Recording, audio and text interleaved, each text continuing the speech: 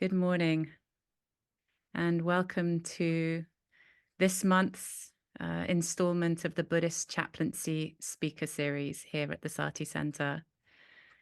Today, I'm so delighted to welcome Kirsten DeLeo, who is joining us from Ireland. This is a real treat. Kirsten is a meditation teacher, an end-of-life care giver, and a spiritual care trainer. Based on her experience supporting dying people, she wrote the award-winning book, Present Through the End, A Caring Companion's Guide for Accompanying the Dying. Kirsten helped to pioneer one of the first training programs in contemplative end-of-life care called Authentic Presence. She was a founding member of the Harvard Buddhist Ministry working group, and currently supports the European Buddhist Union Chaplaincy Network. Kirsten trained in the Hakomi mindfulness-based somatic approach to psychotherapy and has been immersed in Tibetan Buddhist study for over 25 years, including a 3-year retreat. Kirsten also lived many years in San Francisco and served at the Zen Hospice and Maitri. Kirsten now lives in Ireland, and she is at the Dzogchen Beara Buddhist Meditation Center, where she teaches and serves as a Buddhist chaplain at its spiritual care center. And this center is located on a beautiful spot that overlooks the Atlantic Ocean, and it offers support to people who are bereaved, ill, or facing the end of their lives. So, Kirsten, thank you so much for joining us this morning. I welcome you, and I will pass it over to you. Thank you. Thank you, Vanessa, and everybody at the Sati Center. Thank you for having me. It feels like coming home. I lived over 20 years in San Francisco. My heart is still there. So, good to see everyone. And yes, afternoon here. You're probably still having your morning coffee. I have my afternoon tea. So yeah. So I thought for this hour to spend some time to reflect on the nature of spiritual care and end-of-life care, right at the threshold of life and death, and then also open up the space for you, for your observations, stories, questions, your insights, and your own learnings. Because I know we all carry something and have experiences with that topic, and at least most of us, I would assume, no? So we have some time with that, and also would like to share a little bit about the work here in Ireland. We have a spiritual care center, which is an integral part of our Buddhist center, and it's only the second spiritual care center in Europe, so it's quite a pioneering thing. Good. So hope that sounds okay. Yeah, that's okay. Good. So with spiritual care at the threshold of life and death, it really takes our whole being, to be there, to really be there, be present. And it's not easy. At the same time, it's also incredibly rewarding and beautiful, so it's we really kind of see the loss and grief and the suffering and the deepest pain possible, at the same time also the beauty of what it means to be human. And I started the work in Germany, and then moved to San Francisco to work at the Zen Center, the Zen Hospice at the time. And we were there were volunteers sent to Laguna Honda. Maybe some of you know Laguna Honda Hospital. It's used to be one of the largest nursing facilities in the US, with still open wards. And the hospice ward had 28 beds in one room, only divided by curtains, so men on right at the entrance, and the women on the further side of the room in the back. And the curtains around the bed were not even going down all the way, but only halfway. So when I started there, I remember, when you go, I think the station is called Forest Hill. When you go up, I walked up the steps, and there's a long way up the hill to the hospital, and I thought, wow, I'm not sure if I can do this. I'm not sure if I can do this. 28 people from across San Francisco. I just had freshly arrived from Europe, so it was also a culture shock. And so, but when I walked through the door, there was a big open swing, kind of door swung open, and what I really found, and still stays with me to this day, and that's why I love to tell the stories, the amount of love, really the amount of love I met and I was embraced with. Because what happened, there were 28 people dying in different phases of their dying from all over the city. Homeless people, middle class, all colors, backgrounds, social backgrounds. But what was beautiful to see, the community they formed as human beings, with conflicts, of course, and the normalcy of it. And the staff, and particularly CNAs, did a fantastic job just to be present. And they taught me. I think the most I've learned from them, to really be present. And so what I've learned, that the practice of spiritual care, of caring for somebody with a spiritual awareness, is really a practice of love. It's really a practice of love, of profound love. Because, when we meet the depths of suffering, it's, sometimes there is nothing we can say or do. Yeah. Words cannot reach it. And so only just being quietly, silently present, and really sending our love to the person, knowing I cannot change the situation.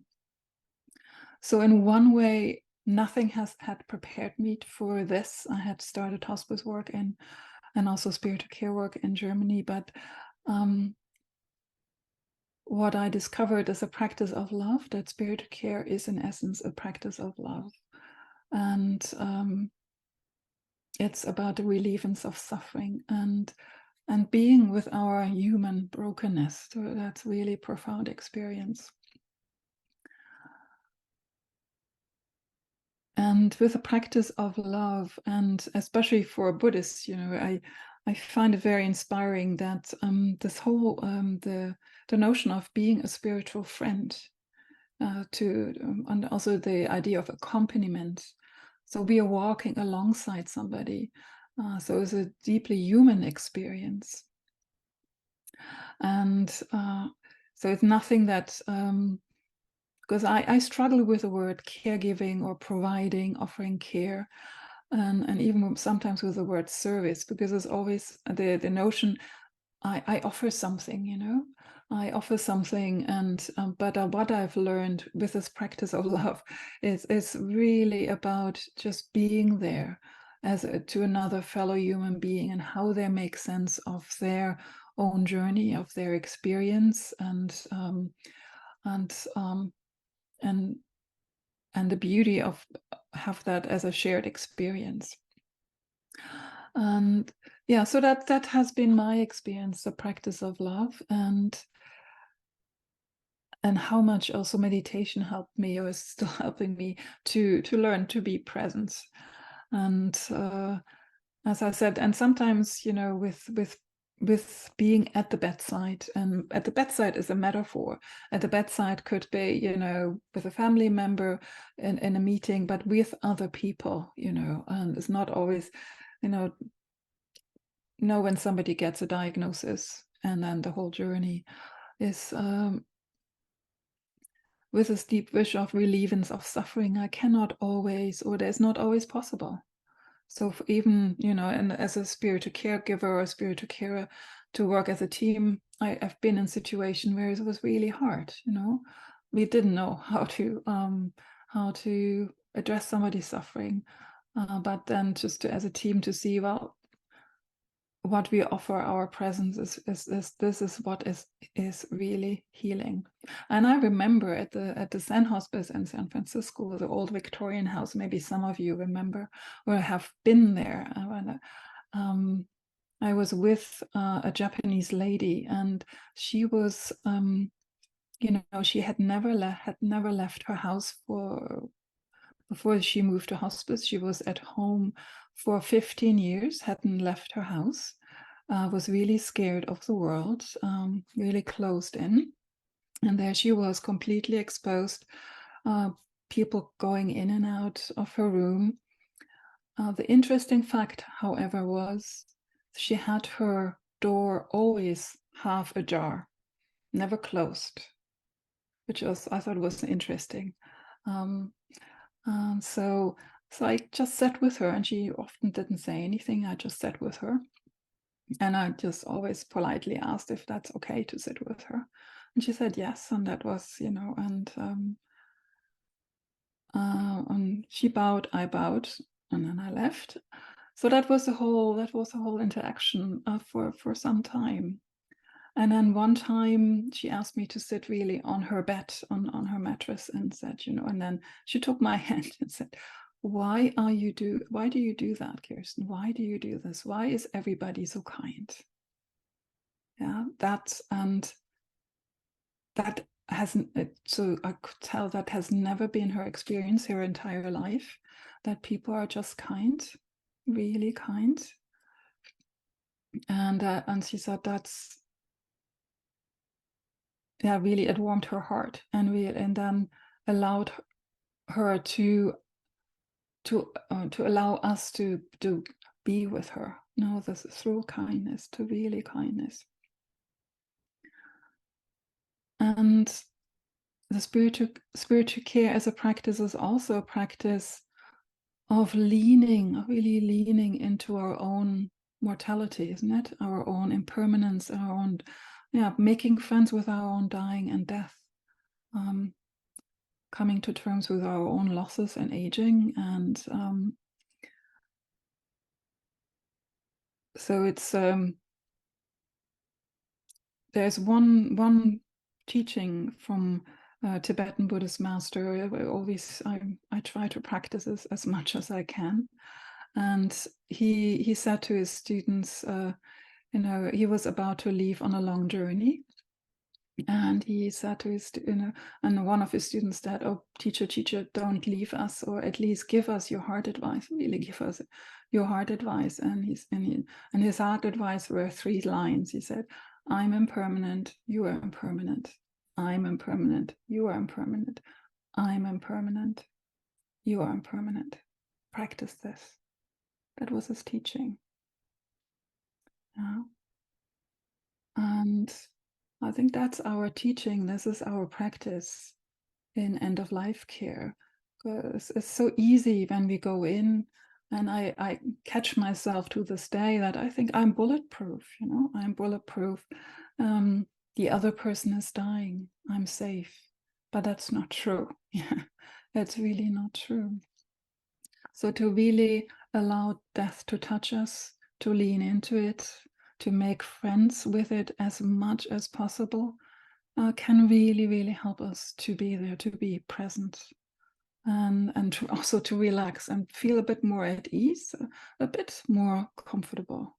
Yeah. Does that make sense? Yeah. Oh, look at you. Yeah, good. So it's a practice of love. It's a practice of making friends with ourselves, and with coming to terms with dying in our mortality. And spiritual care is it's a very profound practice, of recognizing the other person's wholeness, recognizing their capacity, the deepest capacity to be well, to heal, even in death. Because what I've seen over the years, that some people really grow inward, you know, the outer world is kind of shrinking, and they become less and less limited, but the inner world becomes incredibly rich. The dream world, the spirit world, you know, their spiritual awareness can grow tremendously. A hospice friend of mine, a nurse, said, "Oh, I sometimes think I'm doing a spiritual or kind of archaeology, you know, kind of digging up, you know, being there." And so this is so that's seeing the practice of seeing the person as a whole person, and for us, for Buddhists, is seeing the person as a Buddha, really seeing the person as a Buddha, as perfect, as complete, as whole, like ourselves. And that's important to add, like ourselves. Yeah, just like me, this person is whole, has capacity to love, to understand, to be cherished, has also fears and concerns and worries. Yeah, so it's that's another important thing I've learned, the practice of seeing the person as a Buddha. And to also, and this is, it really is so helpful, because there can be the underlying tendency to fix the person, to come in, especially when we feel fearful or feel very vulnerable, and we get touched by it as well. You know, the first person I ever sat with, he was my age. At the time, I started hospice work in Germany when I was in my mid-20s. So there was a young man my age with cancer, terminal, bald, fragile, weak from the chemo. And I sat with him, and I felt so helpless. And we were surrounded by this clinical environment, whitewashed walls. And I think I never felt so helpless in my life as then. And at that time, and all he wanted was to live and get out of there, get the hell out of there. And I knew this won't happen, you know, and it didn't happen. So, and then to recognize, you know, not allowing the fear to prevent me to be there. Yeah, to recognize there is fear, but I'm not my fear. So again, an awareness of that we can be bigger, that we are in fact bigger, and that the person is more than the illness, the diagnosis. And that might sound quite simple, but in practice is quite hard. It's really quite hard. Because when we feel touched, or when something is kind of resonates, when, you know, like the young man, I saw myself dying, you know, saw myself in the bed, or we are touched by somebody's loss when they're grieving. So to be aware of that, it's really that self-awareness which we train in meditation practice. It's very, very important to bring the self-awareness to it, and to our practice of spirit, especially spiritual care. Because with spiritual care, what can happen is like, I have all the answers for you, but I don't. So it's I wish I have all the answers for you. I wish I could take away your pain, but it's impossible. It's impossible. And there is this cliche, and it's actually really, really true, that the person we are with is our greatest teacher. I remember one gentleman again back in the Zen hospice.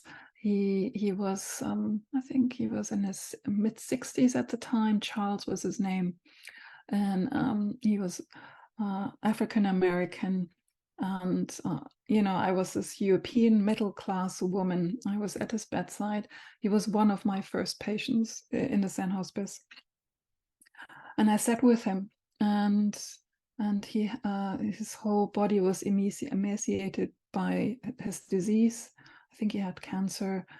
He was just skin and bones, just skin and bones.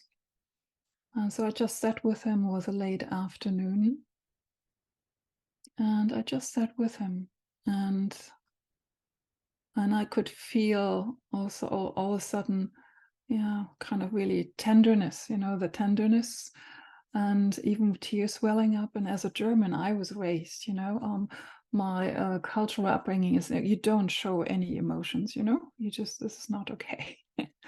And so I try to, somehow to manage it. And he had his eyes closed, so I felt like I was safe.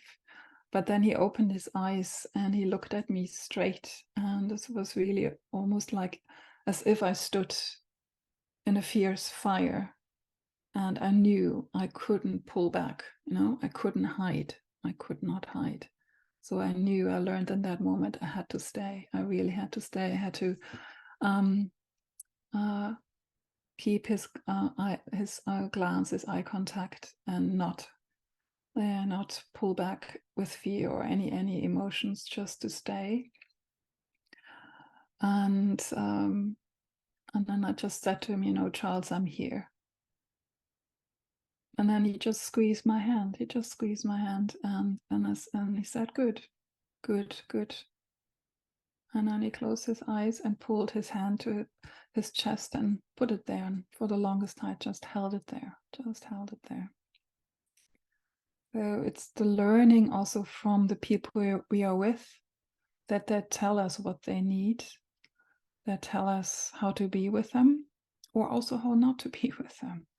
And it's okay to be vulnerable. It's okay to show our own humanness in that interaction, and to not to come in as a helper, as a fixer, as a spiritual caregiver, and it's also what I've learned. It's not the time to teach.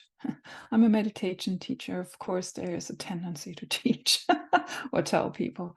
But what I've also learned, it's not the time to teach. It's the time to show and to really give loving kindness, to offer loving kindness. And it's not a teaching moment, It's not the time to share, unless somebody asked about my own practice.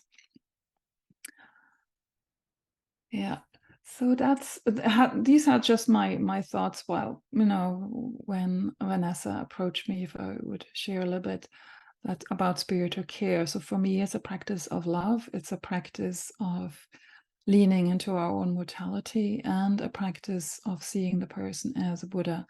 And with spiritual care, as a Tibetan Buddhist, is very much about taking the long-term view of the person, of not to see only their suffering, but the long-term view in terms of their spiritual development and progress.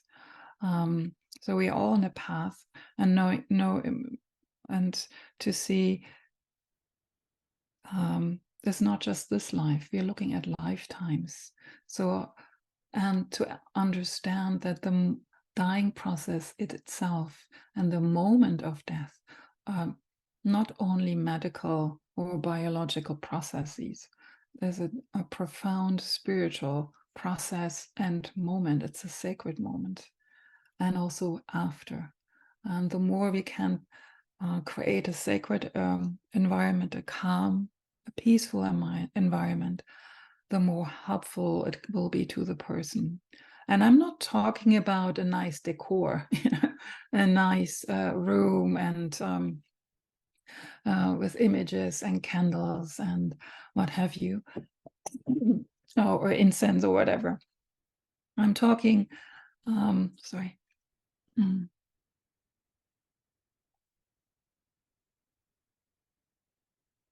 What I'm referring to is here, the room we have made within ourselves, the space we have made within ourselves to welcome the person.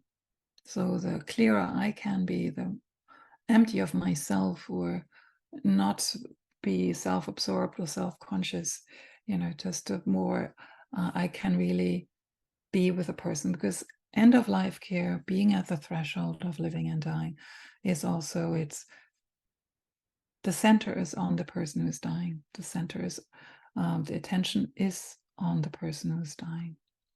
And attention, giving that attention is really a practice of love. One client of mine, he once said, you know, Kirsten, I knew that I was loved because the way the other person, somebody in our team, the way she tied my shoes, I knew I was loved. Yeah, so that's a very moving example, how we do things, how we are, to bring that spiritual awareness into that, into that meeting the other person, being with the other person. Yeah. And that also can be as that through touch, silence. But silence is not always what people want or need. For some people, silence is scary, it's threatening. They feel abandoned, you know? If I'm sitting there silently, they don't know what I'm doing. And they really wonder. And so maybe there's also maybe the notion of spiritual care is also offering silent spaces, and that's beautiful and that's true. But sometimes we have to be attuned, to really attune to that, be in tune with the other person to see, is this what is needed? Maybe the silence reminds the person of the punishment because his or her mom punished them with silence, the silent treatment, you know. I was with a really feisty lady. She was homeless and used to be homeless, and then she was on a hospice ward, and she was one of the only times, you know, in her recent years that she had a room over her head and food and everything provided, but she just was rambunctious, feisty, angry, yelling at people, and so she just, you know, it was only a matter of time when, you know, when the chaplain came in, when he was kicked out. She didn't want to have that quiet, calm, stable, loving presence, this whole idea of concepts we might sometimes have. She wanted to have somebody who's real, who's alive, who's right there with her, can spar, be funny. So, and I, you know, I remember I was sitting with her, and I was sitting there quietly, and then she looked at me. Are you dead yet? You know. And I just laughed because I thought, oh yeah, you don't want to have a dead body, corpse, a corpse in your room, you know. And then, you know, I realized she wanted to play. So some people, they need to feel alive. They want to play. They watch. Sometimes spiritual care is watching a movie together and being with a person. Sometimes spiritual care is, you know, doing very, very ordinary things. You know, I can tell you when I first came to the States, I didn't know about all the afternoon shows, you know, whatever they're called now. They're probably still on, running for 100 years. But, you know, just sitting there side by side, watching a show, an afternoon show, the person having a smoke, but during that time, the person will tell you about their life. Yeah, this is the moment. It's safe. You're not looking at them. It's kind of light. It's not threatening. It's casual at the same time. The person can relax. Maybe we have the experience when we sometimes sit in the car, you know, with somebody, and we have the most profound conversations because it's, you know, we're looking at the same direction and going into the same direction. So there is something to it, you know, that's that traveling together. Yeah. And yeah, so these are some of my thoughts about the practice of spiritual care.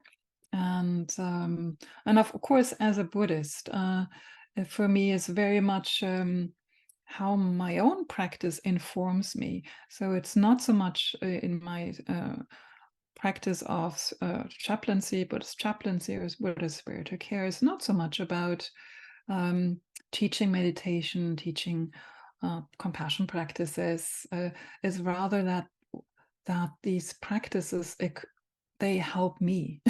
They help me to stay present. They help me to stay compassionate and to stay sane. You know, to really stay sane. And and to be there for the person. And that has been my experience. Yes, sometimes people are interested, and sometimes I do share certain practices from the Tibetan Book of Living and Dying, for example, especially when people are really interested and really want to prepare themselves. And because it's, it's the one notion my teacher was that don't allow them to die empty-handed. This is like there's something that they have, they can draw on whatever source of inspiration it is. As Buddhists, would call it refuge, but something that gives them a sense of belonging, something they know they can hold on to when everything is falling apart. So for some people, that could be a religious or spiritual practice, a prayer. For some people, that might be a poem. Or the legacy, legacy work is very important also for chaplains at the threshold. What am I leaving behind? Yeah, how do I want to be remembered? I had one beautiful elderly lady, and I just saw her here in our spiritual care center in Ireland, and she was home alone all through the pandemic. And then finally, when the first, when we had the first lockdown ended, or a second, we were also open and could welcome guests again. And we were overrun by people because they were so isolated, so alone. I sat with her and she said, you're the first person in a year I'm actually sitting with, and then he was crying. And she just had received a terminal diagnosis of cancer. And she had grandkids and all. And she decided to write a letter to every single one, to really pass on what she had learned in her life. So legacy work is very important. And sometimes we can help people with that. I sat with people and maybe record them, or if they cannot write anymore, to write the letter, or just also receive. We can be the receiver of their wisdom, to hear their voice and wisdom, and also hear the things that didn't go so well, to bear witness, to really bear witness to that. And that brings healing. It doesn't mean I have to do something or say something, but that itself brings tremendous healing, to bear witness to the regrets people have. And that's also a form of asking for forgiveness. That's from them, that's for them to do. If somebody can listen to me, if somebody can stay with me and doesn't recoil, and can bear it with me, can bear that burden, and it's okay. Yeah, so these are just my thoughts about practice of spiritual care and end-of-life care at the threshold of life and death. And looking at the time, I also want to make sure to hear from you. Maybe you came today because something is happening in your own life. You have a situation maybe at home with a parent, a friend, a family member, or just an observation or question. So I would like to open it up if you can. And I think if you, I don't know, raise your hand, and I think maybe then Vanessa, you can unmute people, yeah? Sure, yeah. You could try your Zoom Good. hand or your human hand, either way. Yeah. Try. Jim. Hey. Kirsten, I'm curious how you deal with time management. So I'm in a hospital and don't usually have so much time with each patient. So things like sitting with someone in silence or watching a TV show, not necessarily things you'd be able to do in a hospital setting so easily. So I'm just curious how you kind of best use your time. So if you have X number of people to see in a day, like, do you kind of determine it based on their need, or do you try and divide time equally? Like, how do you approach that?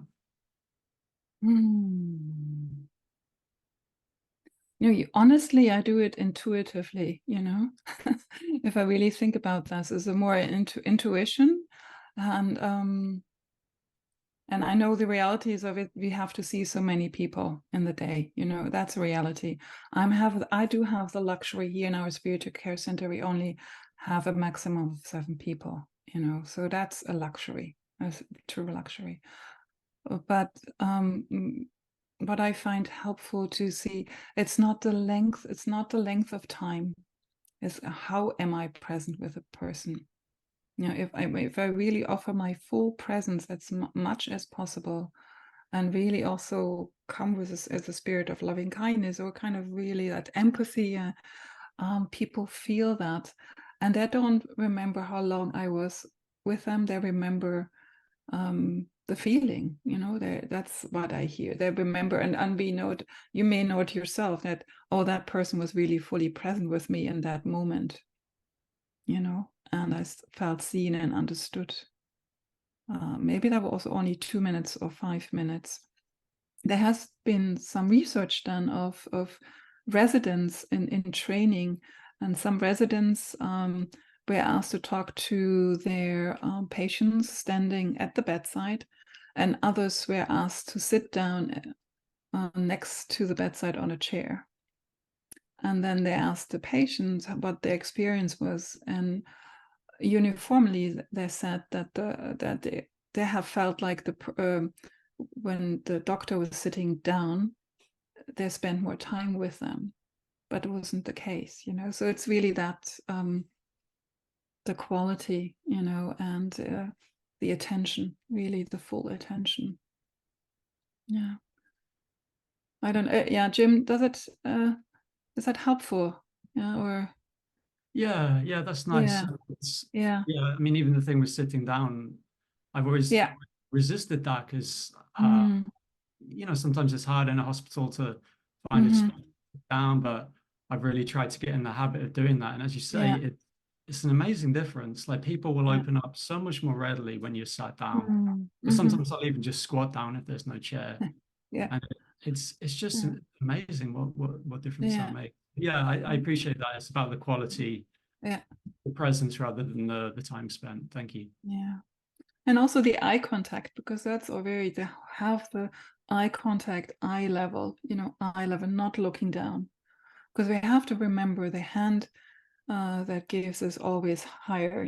There is this power gap. So it's like to really, just to know. Sometimes when I know, when we have many guests, for example, I know, well, I have to see quite a number, and some people need more than others. I said, well, I do have 5 or 10 or 15 minutes, and I'm here. So I say it up front so they know. That's also something very simple but helpful. And I try to come back later, but then I have to, when I promise to come back later, I come back later. Yeah. Thank you. I see Bernadette on my screen.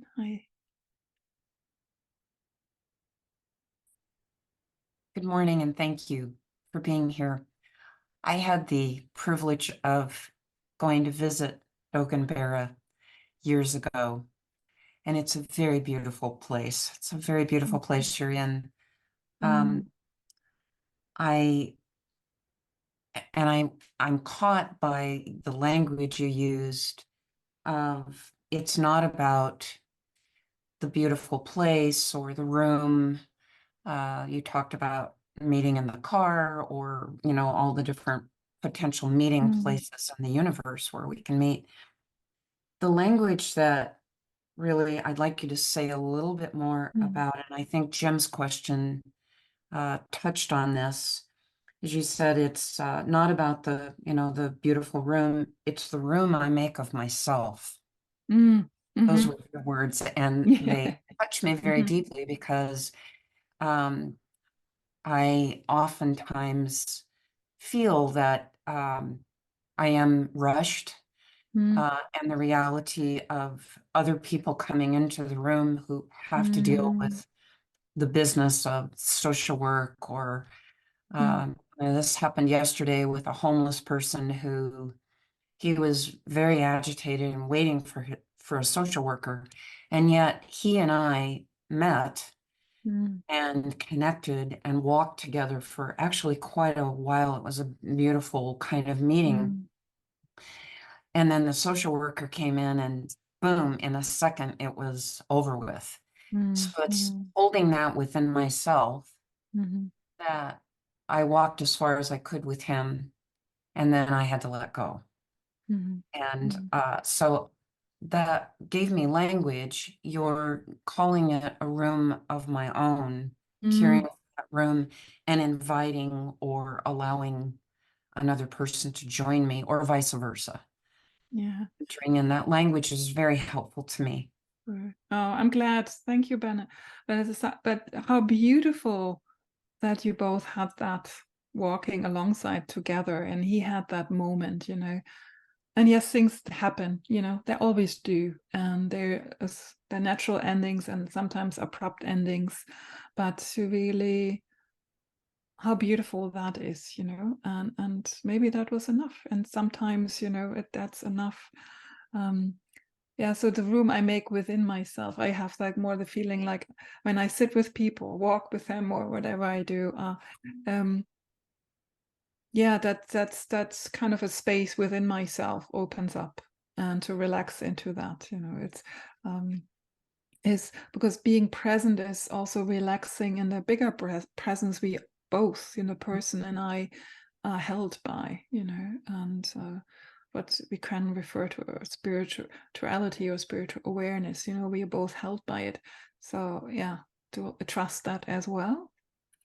And I can tell you a secret, sometimes what I do when I know I need to have that more quiet time with a person, I'm not sure if that's happening, but I have a deep felt sense or intuition that's what's needed. And I sometimes even imagine or visualize a protective tent or dome, you know. Maybe those of you who are Tibetan Buddhists, you know the practice, but it's like you really kind of, for that moment, you really visualize this as a protective sphere you're in, you know, a field, you know, an environment for the person to be safe. Yeah. And you can even leave it around them, visualize it, and when you leave, it's still around them, holding them. Yeah. Well, thank you for that. In this case, this individual that I'm speaking of was a homeless person who, looking in his eyes, it's he has been used to most of his life living on the street and being very suspicious of people walking around the corner. And I could see it in his eyes. So it was very important to just make that space that I could be safe for him. It was a real privilege to meet him there. Yeah, so safety. Room. Yeah. Safety, yes. Yeah. So Yeah. thank you. Thank you for your words. Thank you, Ben. I say Christy? Yeah?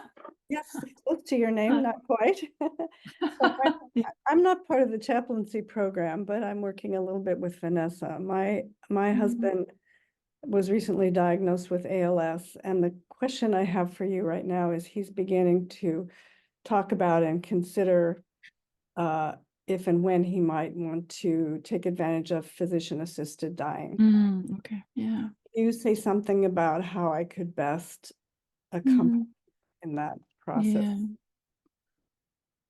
Yeah. If you're okay, can I ask you a question? When he asked that, how are you with that? I'm comfortable with that if that's what he wants, because ALS is a horrible way to die. And I'd rather, if he wants to do that, I'd rather accompany him in that process than suffer more. So. Yeah, yeah. Have you told him that? Yeah. Yeah. Yeah. So that's where you're reassuring then that you're both together in this decision, you know, that you can be fully there, there's no struggle, because sometimes there can be struggle, you know, don't leave me while you're doing this, and you can hear it's all about the person who was left behind, you know. But this letting go process is, yeah, we all have to do it. And if a person is their sincere decision, and you can support it, if you can, then yeah, that's beautiful. Yeah. We had a visit from our, Mm. we are members of a Unitarian Universalist church. We had a visit from our minister this week, and he asked her about this. And one of her pieces of advice was to, you know, make sure he spoke with us about his, with his children. Yes. And that he was clear to, you know, clear out regrets, and you know, she didn't say the word forgiveness, but I think Yeah. practice of forgiving and Yeah. that kind of stuff. So that would be true regardless of whether he made this choice or not. But yeah. And he may not make this choice, you know, at least to talk about it openly can relieve a lot of fears. Because people want to be, we all want to be in control, you know, we want to be in control, be our own agent in our lives. And this is what death takes away from us. And that's a process of letting go, a process of the deepest possible surrender. And I personally, I struggle with that because I've seen people who are, you know, with an illness and diagnosis. And initially they thought they couldn't bear it, when they knew what was ahead of them. Because what our mind does, we jump to the worst possible scenario. But it's not happening now. But the fears can take over. So I always would check, is your decision based on fear? Yeah. How can we alleviate that fear, you know, medically, with, you know, and also spiritually, emotionally, you know, or feeling, oh, I'm a burden to the family, I'm letting them down, the fear of pain, you know, of the dying process, and just to really educate people, this is how it will be or could be, but we're never sure. But this is with your prognosis, this is to be expected, and to really be really clear about this. But if and of course, as a Buddhist, for me personally, is very hard, you know, because I do believe to the last moment, life is precious. So if I ended prematurely from that perspective, I still have to deal with my karma. It doesn't go away, you know. But it's easy for me to say if I'm not in their shoes, you know, I don't have the pain, I'm not locked into my body, you know, and so maybe, you know, I change my mind as well, you know, and quiver in my boots when it's my time, you know, and but to really see that wish for autonomy can be a tremendous burden and can cause so much pain, you know, because I also have seen, like with this Japanese lady, you know, all of a sudden she had people rush in to take care of her, and she was so independent. But that surrender and letting other people take care of you, you know, and those of us who like to do that, how much it gives us, you know. So it's really a privilege and honor as well. And there is I've seen, and I really mean it, really do mean it, I've seen people really grow at the end of their lives tremendously, and become just almost like a new person. Not everybody, but some people really, they really shine. So I wouldn't like to take this away. But also, I'd never know what the internal experience of somebody is. Maybe the external experience is really of during the moment of death and before, just getting out of this body is physically a really hard process. And, you know, people shake and shiver, could be, not always, you know, but to know this is part of that physical dying process. but there's still a spirit that's whole in there, you know. So yeah, Chrissy, thank you for bringing that up. So it's not an easy thing. There's you know, there's so many layers to it. So the clear, yeah, to be clear every step of the way, and so yeah, to offer you, yeah, very much. yeah, thank you.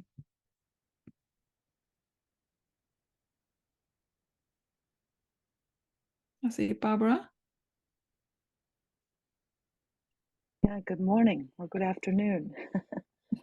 So I've been crying in the last few minutes, and this is my first time here, and I'm not a chaplain, and I'm with a dear friend who I am the power of attorney for, and I've known him 25 years, and just a long history. So walking with him right now, and he's 89, he'll be 90 next month.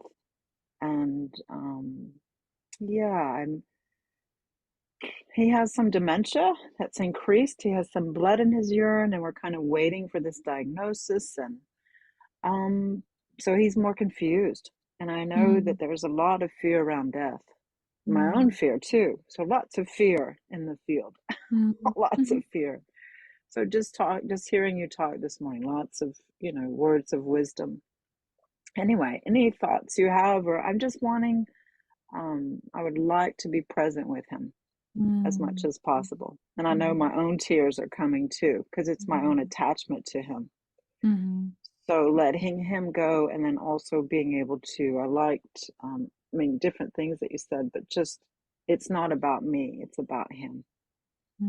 So, and I'm aware of that, and how to walk that path. Yeah. Anyway, any thoughts? Thank you. It's a bit of a koan, no? It's about the other person at the same time, you know, we have that relationship. And you know, and there's this deep wish, oh, I wish for you to be free, you know, and we do feel the grief, you know. Grief doesn't begin with the moment of death. Grief starts long before, you know, you're grieving, you know, that's what grief, that is could you tell him how you with that? What did you just say about freedom? I'm sorry to interrupt. Grief that sometimes grief starts, you know, when somebody has died after death, you know, and the bereavement process. But grief starts way early, you know, anticipatory grief, already grieving he won't be there in my life anymore, you know, grieving the loss of relationship now, you know, so it's actually you're grieving now, you know. Or the change. Our relationship has changed. Sorry to interrupt. It's the role change. So he actually took care of me. And then we've switched. And now I'm take care of him. And even when we drive now, he'll look at me and go, and he's a big man, and he will say, oh, I used to take care of you, and now you're taking care of me. And there's this little smile. So he has this recognition, you know, those roles have switched. So it's very kind, and it's sweet and poignant, you know. And so yes, and that's where we're, you know, those roles have switched. Anyway, please, so sorry if I you interrupted. have that, really, it sounds like, Barbara, you have this really close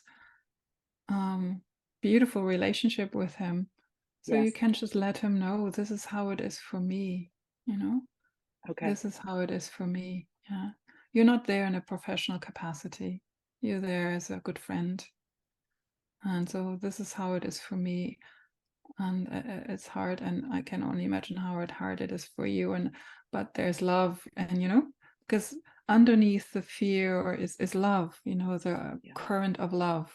So once we kind of again really naming it, and we do that with its power. But being, maybe even naming it, being clearer, or naming it more, or looking to his eyes. Sometimes I feel like I'm busy with him, and I need to just be present with him. Sorry, And go to ahead. grieve together, to really also to grieve together. Yeah. But he's afraid. He's very afraid. And he's in denial, I think. There's a denial. And I was in denial. I Yeah. probably still am. But that's, you know, Yeah. so helping him Mm. with that, his own fears. You know, when you share with him how you are, your feelings, it might help him to find his own words and connect to what's happening for him. Maybe Okay. not come in with that, but it might help him, you know. Yes. If you're really honest and authentic and genuine, like, wow, this is really hard, you know. Yeah. Okay. Mm. That's helpful. Thank you. Mhm. Thank you, Barbara. And Randall? Yeah. Thank you so much for your sincerity and generosity. I know time is ebbing here, but I would hope that at some point, if you come back again, that you could talk more about at the threshold of life, the beginning of life. So many of the people that I'm seeing in the children's hospital are dealing with the mother and infant issues that come up that are very sincere, some very, very difficult and anguishing in certain cases. I would love to hear you talk more about that. Yeah. Thank you, Randall. Yeah. This is such a vast field, you know, and because death doesn't only happen at the end of life, it also happens at the beginning of life, you know. Actually, thinking today of what I like to share, the story of Krishna Gautami came to mind. You know the story of Krishna Gautami, who lost her baby and went to the Buddha with her dead baby in her arms. Say, could you help me? Can you revive the baby? I don't know the gender, but you know, can you revive him or her? And he said, yeah, just find a mustard seed. Oh, yes. Yeah, the mustard seed in your village from a house where they haven't known death. So of course she's elated. There's something she can do. And of the story, you might imagine, you couldn't find a single family in her village that hadn't been touched by death. You know? So she comes back to the Buddha and tells him, yeah, I realize that's not a unique experience. Yeah, so I'm not alone in this. And she starts to follow him. And because I was sat with a young woman just a few weeks ago who just had lost her baby in childbirth. It was completely unexpected. They had no explanations. They did an autopsy that still don't know why.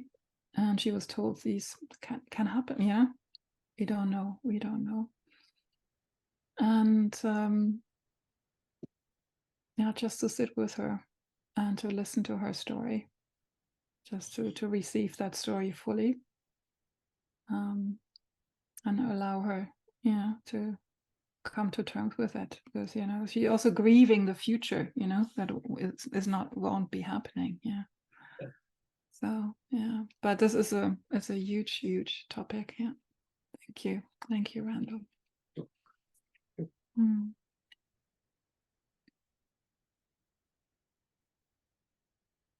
Yeah, I brought a little video from Sokshambera, the meditation center, but there won't be time now to share it.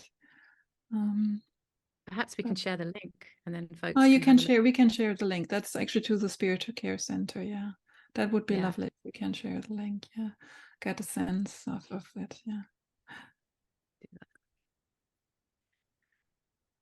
Good. So Marilyn, you had your hand up.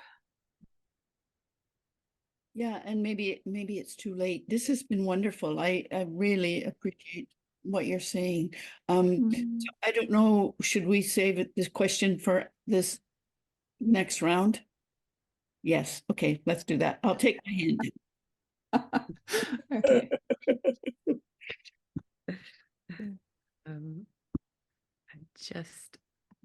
Sorry, 1 second. So you shared the link in the chat. I've shared the link. Yeah. Thank you. Yeah. So thank you, Kirsten. We're at time, but thank you so much for coming today and sharing with so much heart and so much warmth about your experiences, your thoughts about chaplaincy and your practice of chaplaincy, and your practice of just of being and presence at the end of life. Thank you. Very inspiring. And thank you to all who've joined. Thank you. I'm happy to see some faces of folks who are coming to join us now every month for this series. It's wonderful to see. This series, we do very much appreciate any donations that come in. I'm just going to put the link in the chat there. There's the link to the donations page. Thank you. And then just to let you know, the next talk will be on the 16th of March with Nathan Jishin Michan. We'll be talking about chaplaincy work in the context of crisis and disaster. So I think this will be a wonderful talk. And also just something to put in your calendars. If anybody here is interested at all in the Sati Center's Buddhist chaplaincy training program, there will be an information session on April the 13th in the morning. We have not yet posted that date on the website, so you're the first to hear about it. But it'll be on the 13th of April. We're going to have an online information session for anybody who's curious, or if you know anybody who is curious. We have now 2 programs. We have an online and an in-person program. So for folks living close to the Bay Area or within commuting distance of the Bay Area, there's an in-person program, and then there's an online program for folks who are remote. So just bear that in mind. Lovely. Okay, so we'll say goodbye to everybody, and I'll ask the current chaplaincy students to stay on the line. Okay, thank you so much, everybody. Have a wonderful day.